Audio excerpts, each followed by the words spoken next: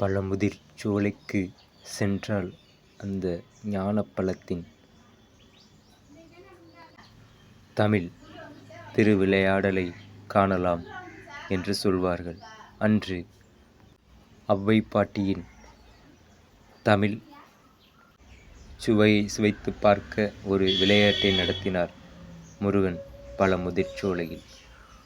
அது என்ன விளையாட்டு?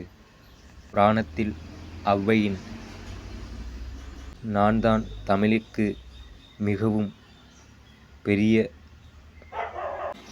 தொண்டு செய்கின்றோம் என்ற எண்ணத்தில் ஔவை பாட்டி வந்து கொண்டிருந்தார். இதை கண்ட முருகனோ பழமுதிர் சோலையில் நாவல் மரத்தின் அடியில் நின்று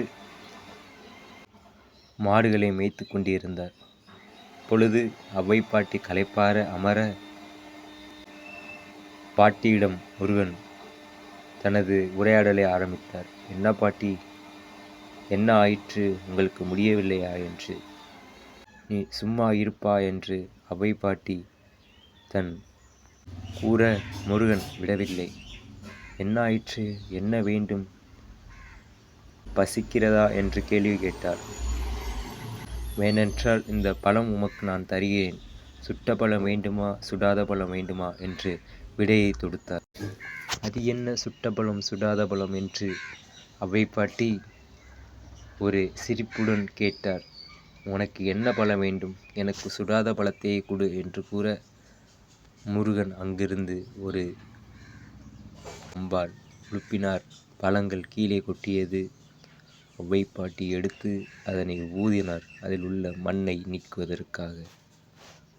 அப்போது சுடுதா பழம் என்று முருகன் ஒரு வினாவை அங்கு தொடுத்தார். இதை கண்ட ஔவை பாட்டியோ யாரப்பா நீ என்று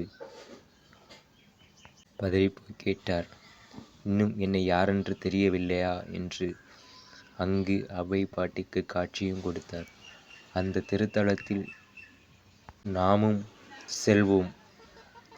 அந்த நாவல் சுவையின் சுவையையும் சுவைப்போம். முருகனின் காட்சியையும் காண்போம். அனைவருக்கும் பழமுதிர் சோலையின் முருகன் அருள் கிடைக்க